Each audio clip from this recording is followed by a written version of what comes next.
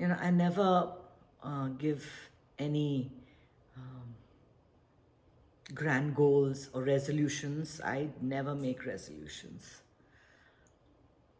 because a resolution is just testing your willpower or your ability to fight things. If you really want to change a habit, you've got to begin a new behavior, and you've got to stay consistent with that behavior for at least 6 weeks. And why do I say 6 weeks? Because it is said that the blood in your body changes, is like new after 6 weeks. Your body consists mainly of water, right? There's blood flowing in your body, all the enzymes, everything. There's a lot of fluid in you. And water has the capacity to absorb every kind of vibration. So when you make a change, all the thoughts that are given out through it get absorbed in that fluid, and they move through your system. They get stuck in your chakra. So when you really don't want to make that change, your body knows. Your body has got intelligence far superior to yours. If you just trust the body, it will give you signals about what needs to change and how it can be done. We just have to stop interfering with our minds. So if you want to, say, stop drinking, and you try to tell yourself, I'm going to stop drinking, I'm going to stop drinking, I'm going to stop drinking, I'll never drink again. The first thing you're going to reach for at the moment when you're the weakest, like when you're feeling tired and when you're frustrated, you're going to say, forget it, I'm going to have a drink. Always happens. That always happens. That's why I don't make resolutions. You have to literally, if it's a habit that's hurting you, if it's a habit that's it's a habit of drugs or a habit of alcohol or a habit of smoking, the only way to create a new path for yourself is to just switch direction completely. So now, you've got to remember that you're just a non-drinker. The option is not there for you at all. If you give yourself an option, say, I have a choice, or if you think about it, the more you think about it, the more it's going to go. So what do you do in those moments when it's overpowering, when it's a feeling that, oh my God, I have to do this, I have to do this? This is where the breath comes in. You breathe and you let go, and you're like, I can do this. I can do this. Just for this moment, I can do it. Don't try to make drastic changes for the rest of your life. That's too much. That is too difficult. To say that I won't eat chocolate for the rest of my life, guaranteed in 5 days you'll pick up the next chocolate. Don't do that to yourself. Set small goals. Set small goals. For this week, I won't take a chocolate. And then you know that next week you can have the chocolate. So it's not too bad. You go through one day and you say, wow, I did it one day. I'm a non-chocolate eater for one day. And then you do the next day and you do the next day. But you do it just for the day. Just for the moment. There's only this moment, you see. There's only this time. It's much easier on yourself that way. Don't try to make changes for the rest of your life because nobody can keep it. Nobody can keep a resolution for the rest of their lives. Situations change, things become different dramatically. And it's not only bad habits that you need to change. There are many habits that can be changed. Now, for example, I'm trying to make my husband eat before 8 o'clock. And so far, in the last 3 years, I have failed miserably because till the clock reaches 8, he will not come to the table, no matter what I do. It's good for you. I'll send him videos that say that fasting is a great lifestyle. It's good to eat your food 3 hours before you go to sleep. I can tell him what I want. But until he reaches a moment in his life where he says, I would like to eat at 7 o'clock, I'm not going to do it. We cannot try to change other people's lives and other people's habits. Remember that always, that it's not a good idea to try and fix people. Somebody needs to be fixed. You can't fix anybody. You can't fix anybody. Just remember that. You can barely fix yourself. Changing a habit means that you have to reflect. What am I doing in my daily routine that's not working out fine, or that's making me feel unfulfilled? Am I spending too much time cooking? Am I spending too much time out of the house? Am I not exercising at all? Am I exercising too much? You have to look at your day and see the structure and see if you change something small, can it make a huge difference in your life? What are you making as a priority? Small changes can make big differences. Now, I went to stay for 3 weeks in my daughter's house and I couldn't do anything because every time baby is taking a nap. So I was kind of stuck. I can't exercise, I can't talk on the phone, I can't make noise in the kitchen, I can't cook. This was quite a challenge. I'm used to a routine. I live such a scheduled life where there is a time for exercise, a time for cooking, a time for this. All that went out the window and I still had to present a happy face.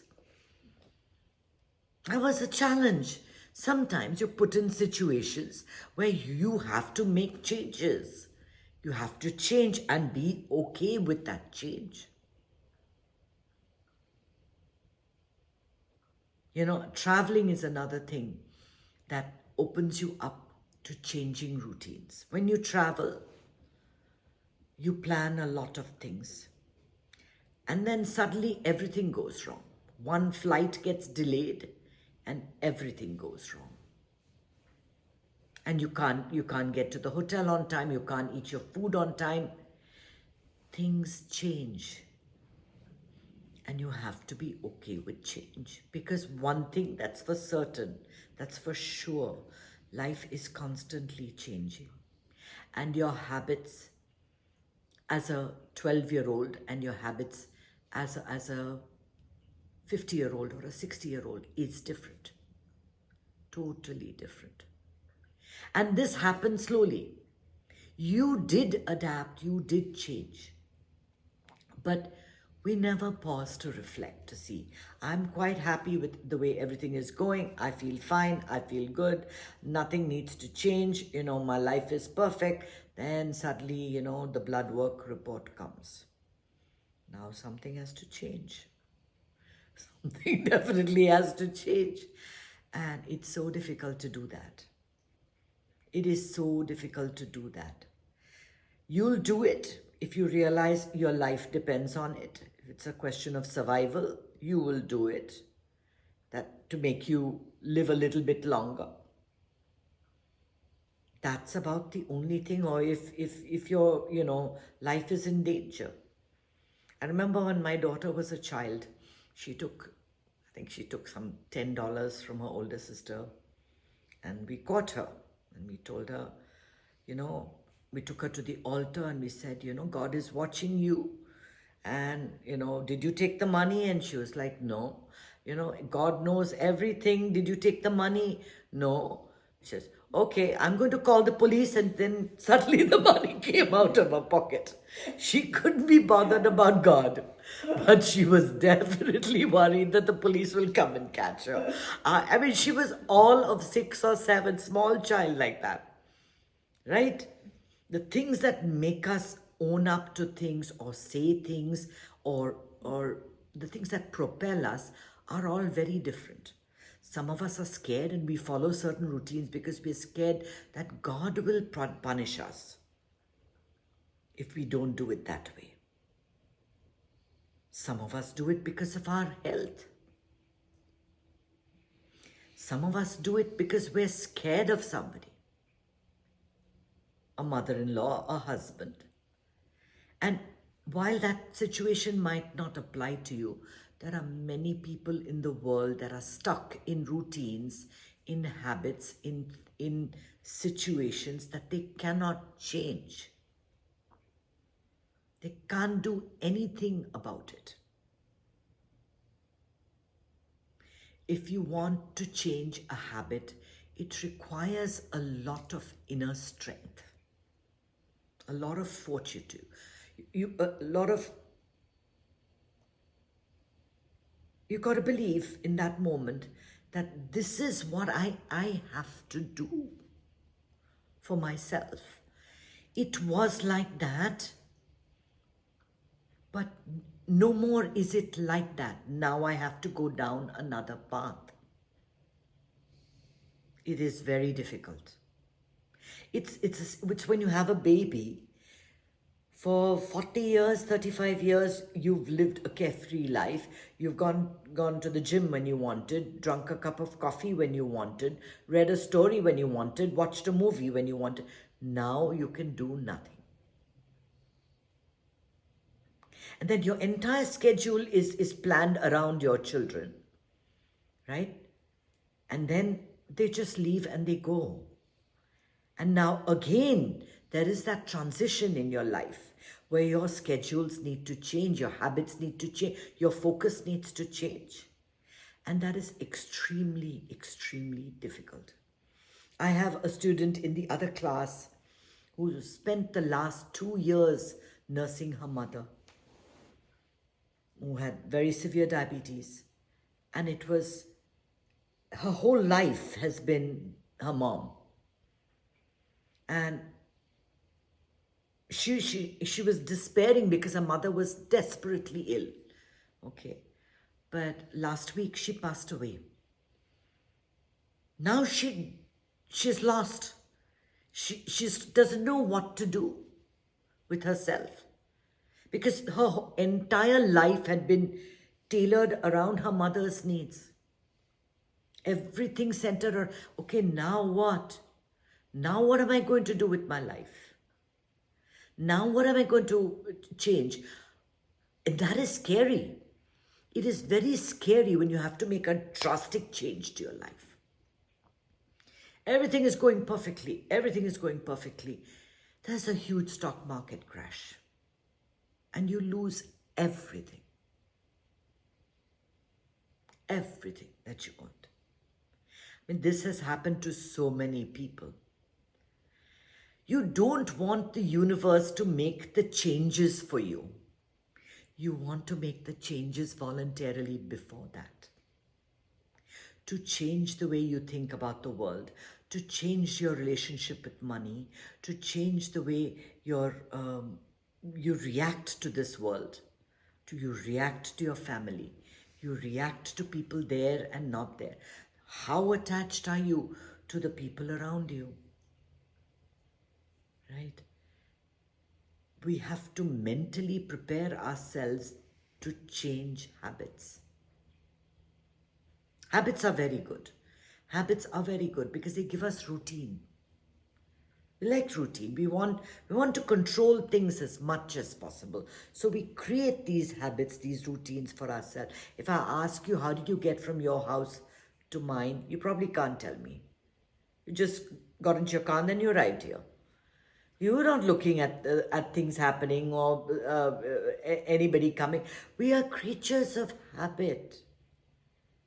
We do things automatically. We like things at a certain time. We like to have our coffee at a certain time, eat at a certain time. We only go out to certain restaurants on certain days of the week. We like that, right? You want anything different is not acceptable. But sometimes you need to test the waters. You need to step out of that little comfortable circle and see what's out there. And you'd be amazed at how beautiful the world is and what you're capable of and what you're missing by not testing out the waters. Yeah, it's comfortable to be in that little zone at home with your routines or at work, wherever, whatever your life is. But test something new, change something in your life. I'm thinking of volunteering in a prison. I'm going to sign up for that. I'm not sure that my family is going to approve, or I'm not sure about safety, but I would like to see what it's like. Try something different. Try something new. Help somebody in need. I always like to do that. Every few years, I'm always doing something new and something different. I get scared in the beginning. In the beginning, it feels like, oh my God, it's not going to succeed. It's not going to do well. But it's fine. You got to try it. Only when you try things, then you'll see whether that's what you're meant for. That's what you're meant for. I told my daughter a long time back to go to a cordon bleu cooking class. Should not go. She says, I won't go because they cut meat there. She doesn't eat meat.